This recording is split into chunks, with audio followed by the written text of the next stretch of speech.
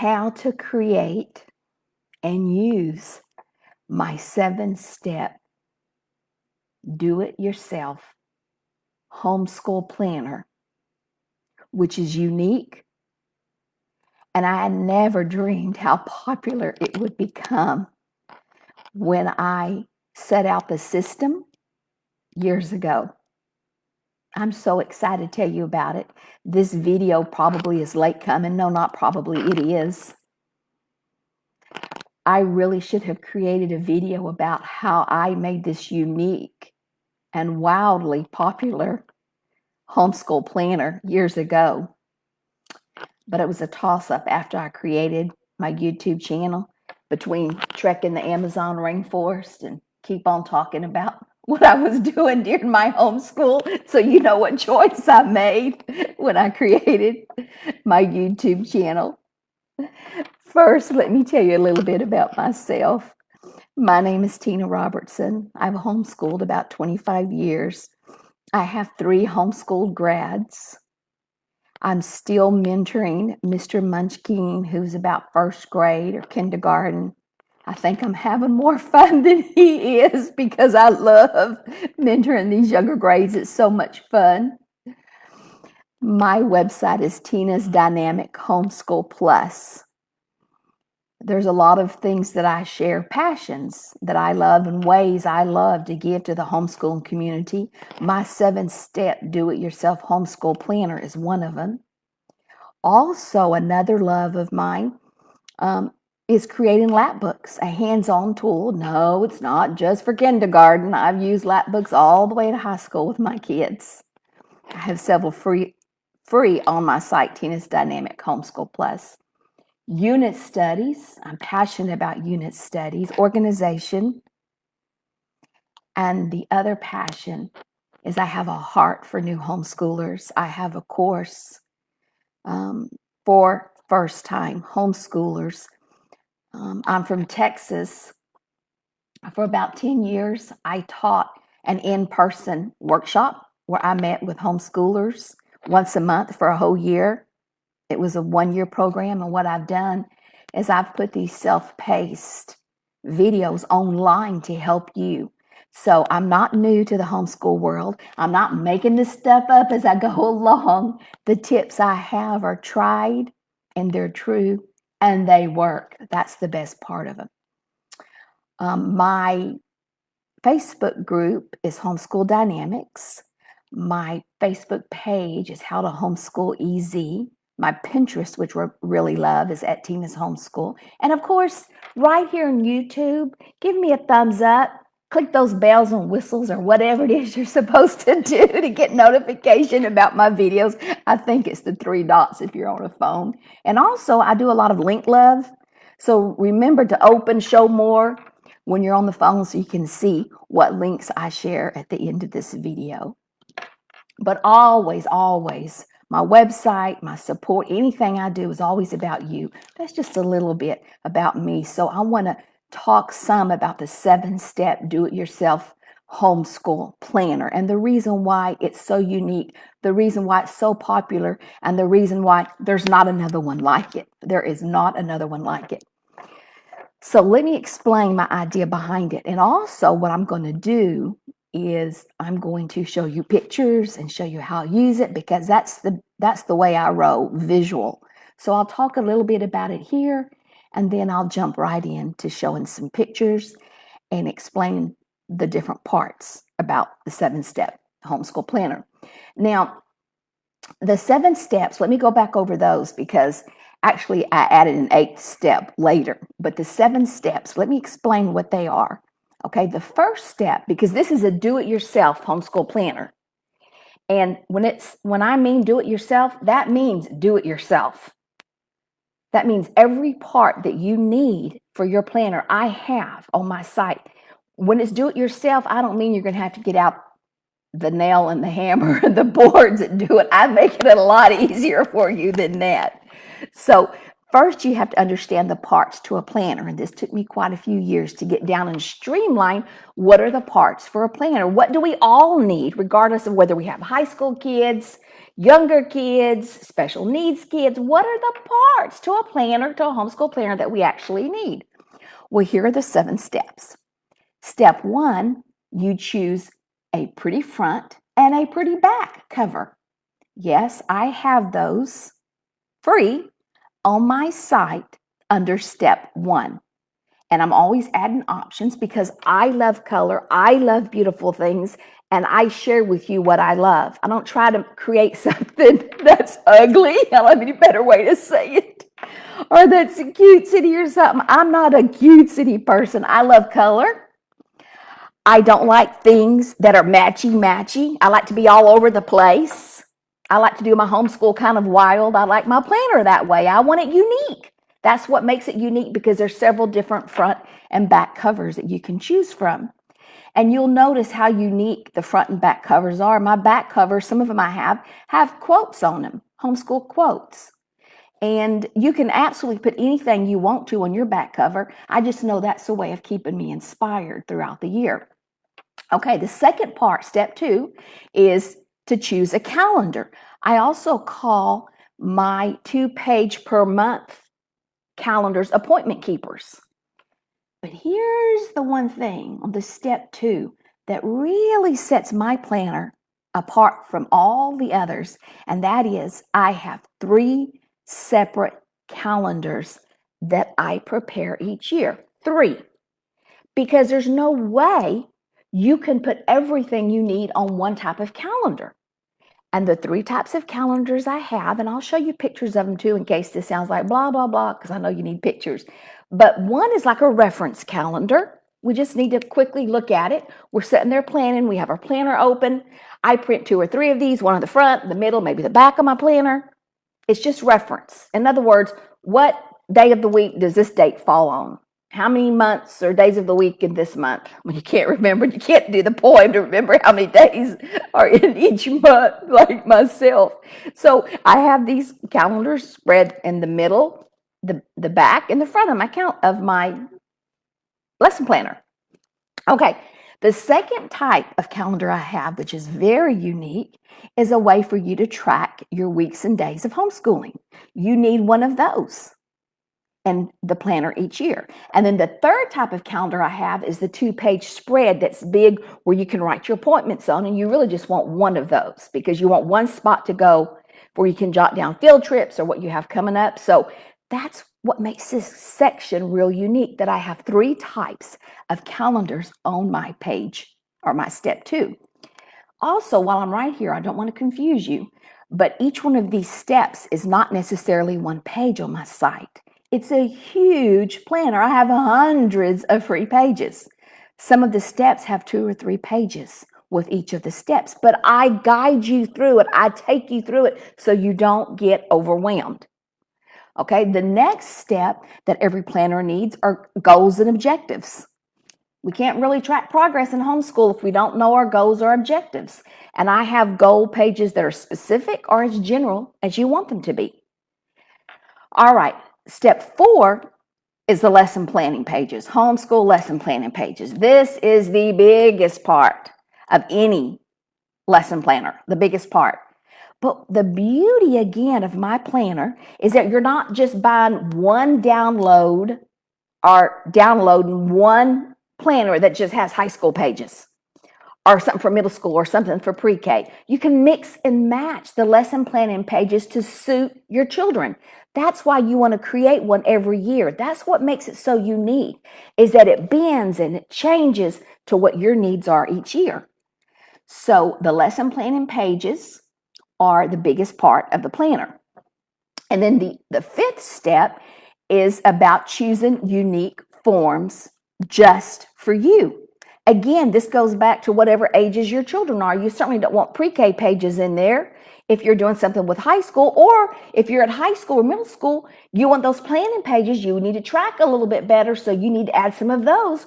Whereas like the last 5 years when I was using my planner, I didn't have any of those until I got my first high school teen. So then that's where you would have the very unique pages for whatever ages your children are. The 6th step is personalizing it. Now, what do I mean by personalizing it? Well, the way I personalized it is I added pictures, field trips. I added things that we had done before because sometimes during the year, it happens to all of us. We get the burnout. We wonder, why are we homeschooling? And each section, I added pictures of our previous years, not just that year, but when the children were younger, when my children were younger. It would give me the impetus, the power I needed just to keep going, saying, this is the reason why I'm doing it. So whatever it is that makes you keep going forward, that's what you should add in your planner. I also have these power pack words on my site. And they're just little divider pages, but just something to give us that energy that we need, that momentum, to change that mindset from a negative mindset to a positive mindset that we can do this. And so I just scatter that like a little bit of gunpowder, if you will, a little bit of explosion throughout my planner. The 7th step is to bind it and love it. And this is the part I actually get a lot of questions on, because I know some people say, well, I can put it in a notebook, a 3-ring binder, or I can use the comb binding. And there's reasons why I didn't use those. I've had this planner many years. I've tried many different ways. Again, it's a do-it-yourself homeschool planner. So the reason I chose coil binding was because it's inexpensive.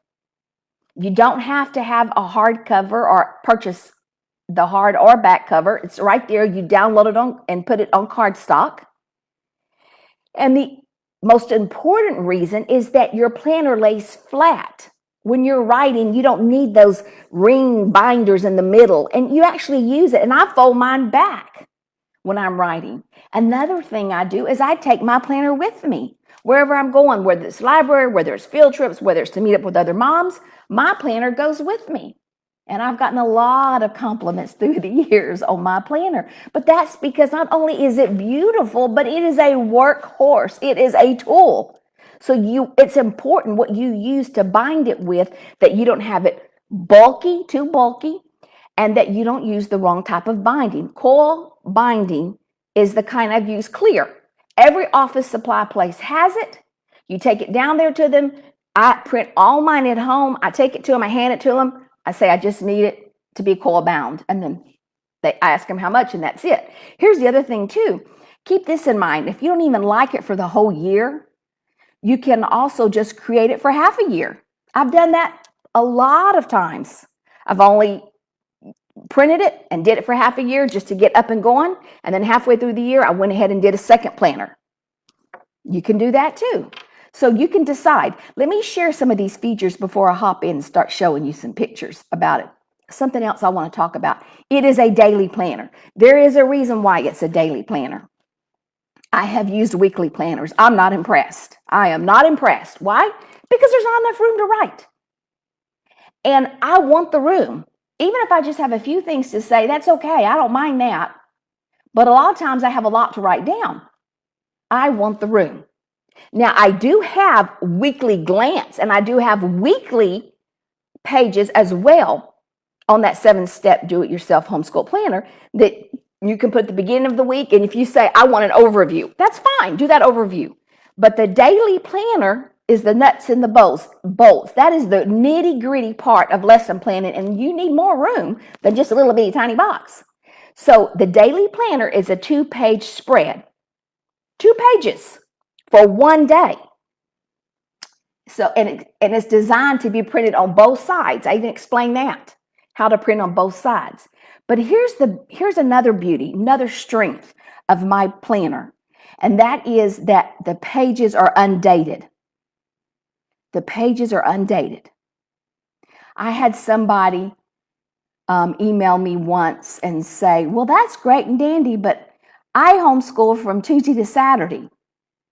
And I still don't think she really got it when she looked at my hard-working lesson planning page.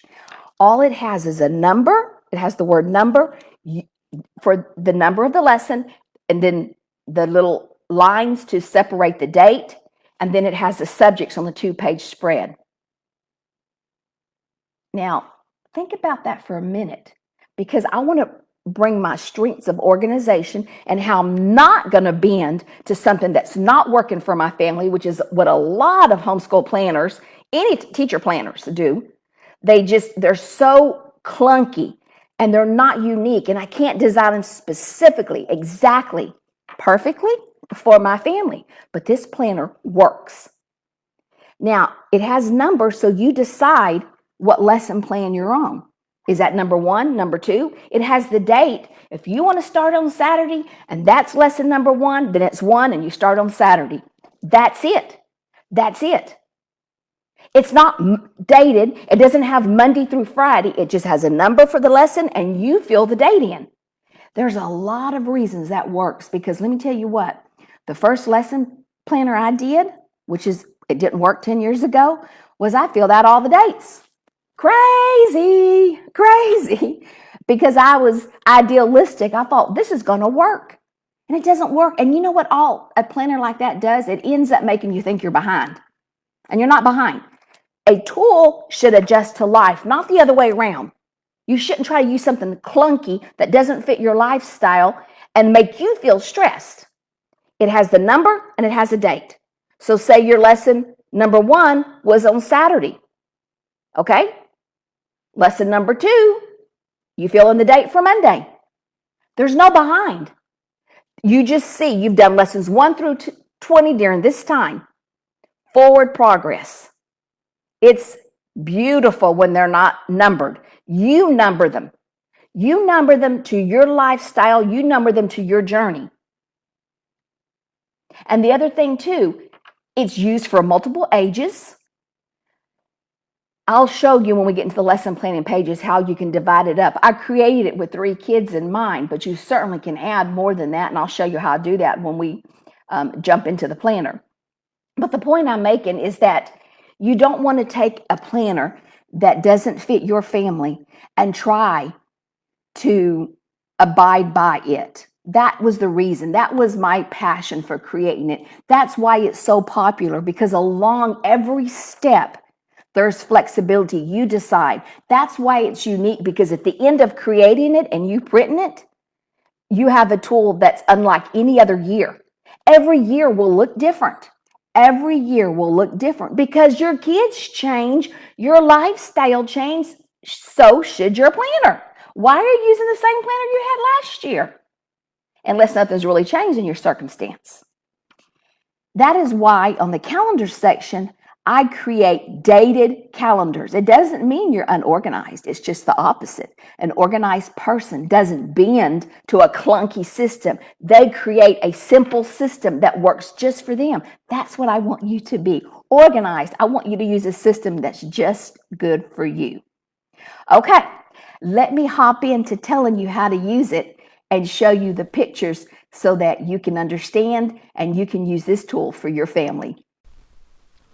Okay, so I switched views because I wanted to share this next graphic because it has the picture to show you the different steps. I want to put all the steps in one spot because this is a system, as I've explained several times before. But the reason why I'm putting all the steps here is because, yes, I have a form at every step, more than one form, beautiful forms without cost for you at every step.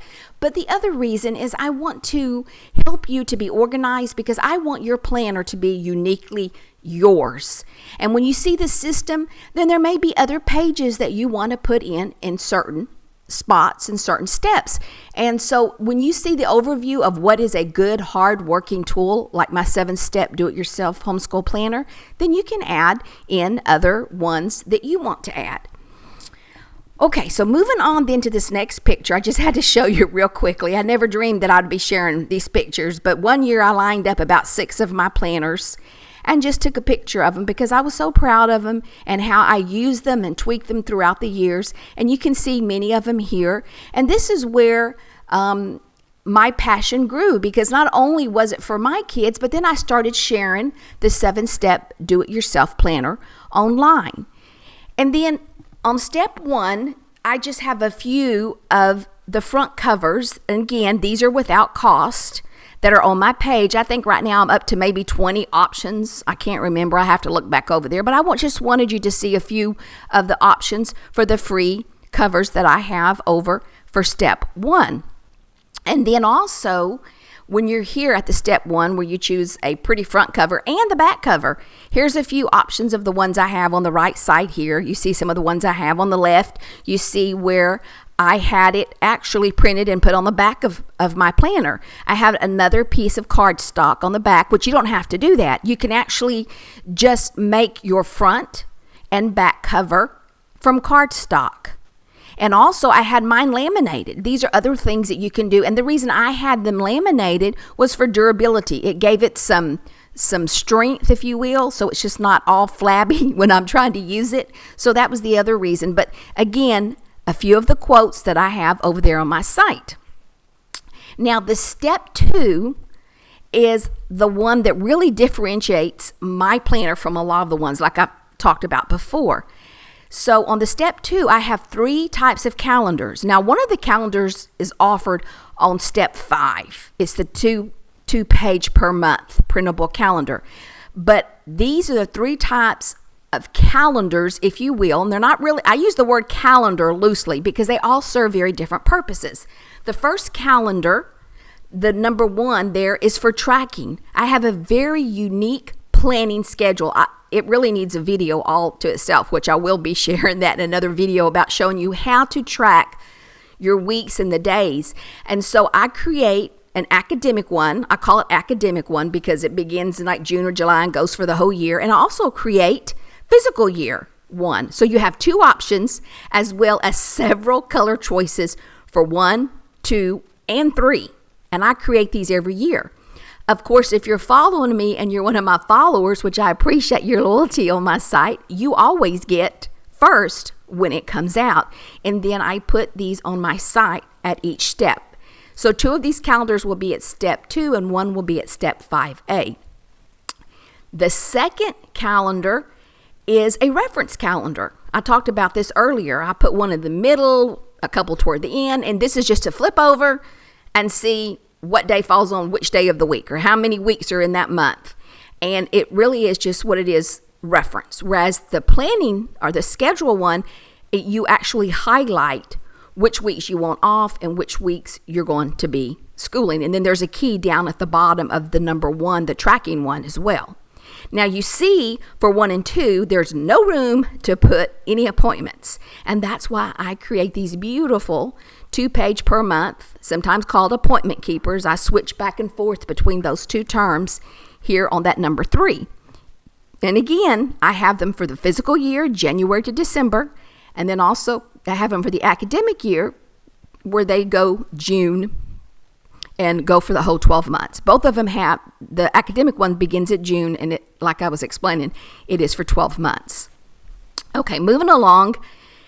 This is just one of the pages that I have for the goals and objectives, and it's a quarterly page, and I believe this one also is a subscriber freebie because I have an exclusive area on my website that I keep some printables back because I value your loyalty.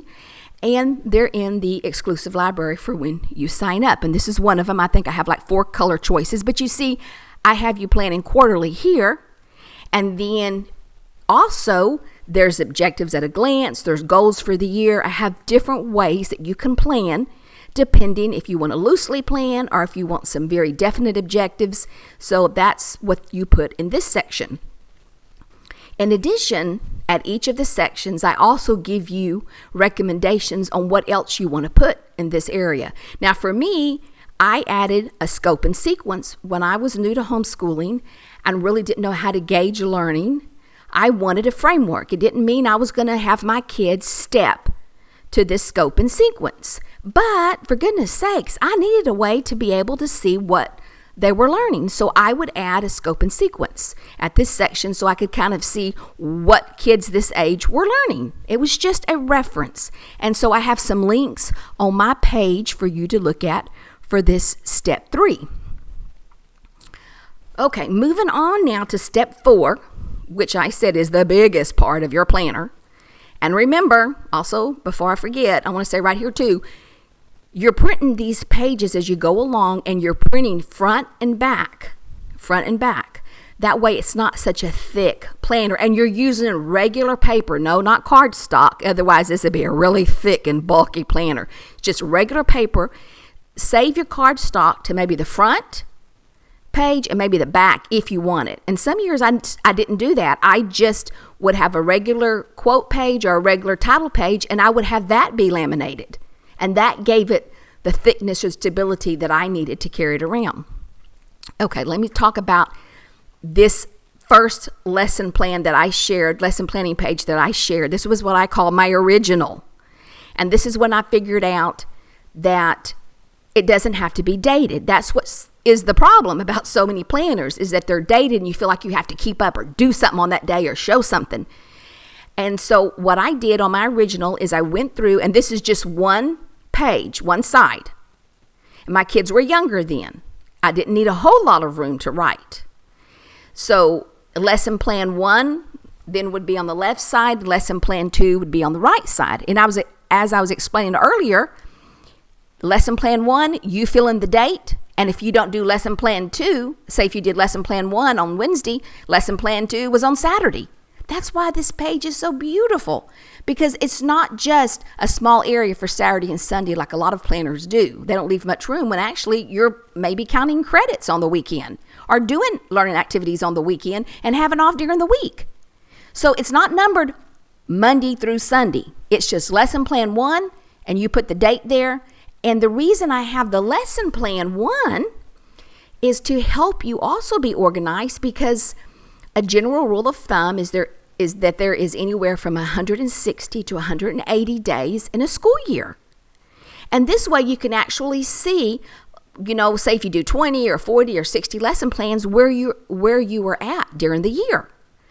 And so it's beautiful this way. And just think about it. When you get a teacher's manual, they're not dated. They just have lesson plan 1, lesson plan 2, correct? And then you just check when you do it. Well, my planner lines up with that. So they're dated because you do want to know, okay, am I on 20 days in my year and it's really been 4 months? What have we done? Or am I really ahead and can slow down and relax some?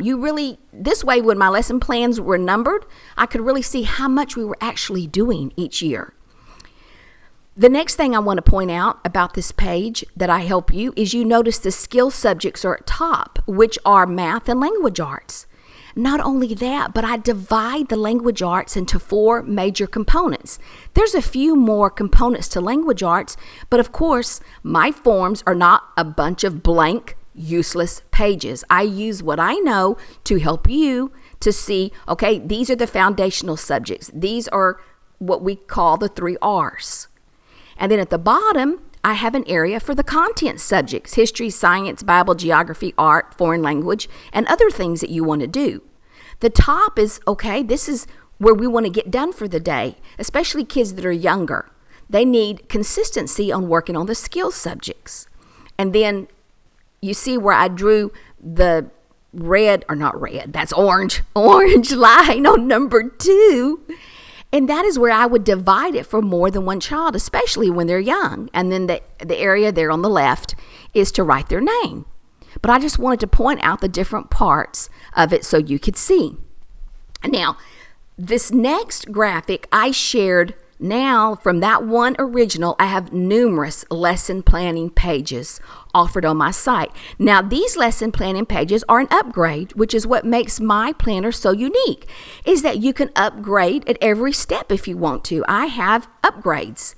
You can print it totally without cost except for the ink. It's yours free. It's my way of giving back to the community. But also, sometimes we just need a little color. Sometimes we have different circumstances. And these lesson planning pages here, they're all edible. So you add in subjects, kids' names. I have so many different options. If you can't find what you need, you just go ahead and let me know, because I will be able to help you find it then on my site. But I just wanted to show you what was offered. And then the next step here then too is to be able to see all these beautiful, unique forms. That really is what sets my planner apart, is this next step, which is really, this is 5, because, and it's 5A really, and the reason it's 5A is because I have 5A, 5B, and 5C.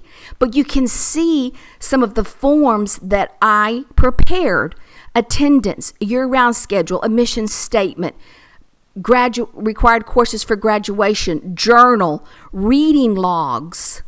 In addition, some of my more recent ones are like the field trip journal, a movie report. My movie report, I believe, the edible movie report, is also for my followers, as well as the middle school grade record. But you can see I also have inside pages, how to grade hands-on projects, and evaluation for kindergarten. And this is where I help you to put whatever forms you need at this particular spot, because it is your unique planner. That was step 5. That also is the fun part of it. Okay, then wrapping up with step 6 and 7, then that is personalize it, bind it, and love it. And you'll see here on this photo in the top left, I have a picture of how I personalized it one year. I have a schedule on the left where I was helping new homeschoolers, because I told you one of my passions is my online courses now for new homeschoolers. But back in the day, I taught them in person to new homeschoolers, so I kept up with that. And on the right side, I would just add a sleeve that allowed me to add pictures in there of field trips and things that we were doing. And then in addition, in the bottom left, I have those edible tabs on my site. See how pretty they look? They stick out the top. I figured out a way how to make you very self-sufficient, because like I said, this is just about everything's do-it-yourself, except I don't have coil binding on my site, of course. And then, of course, the best thing is if it matches with your purse for that year, which I really loved. No, seriously, just kidding. But I love my planner. And then here are a few pictures in at the end that I shared with some of my followers that shared their planner and the way they used it through the years. And then you can see there are just many different options: memorization, planning, tracking. They've used many different, they've used the grading form, they've used the different planner covers, they've used my calendars. And so what are you waiting for? I know you were ready to create your 7-step do-it-yourself homeschool planner. You can come to my site, Tina's Dynamic Homeschool Plus. Click there at the 7-step planner, and that's the main landing page, and it has every step on it. And under every step, I share the forms that are on that page. And of course, I'm here for you if you need to ask me any questions about it. And I know that you really will enjoy creating your own homeschool planner. If you got pictures, share them with me. Anyway, thank you for being here. Again, please give me a thumbs up. I'm growing my YouTube channel, and I'm so happy to be here. Thanks for tuning in today. Bye.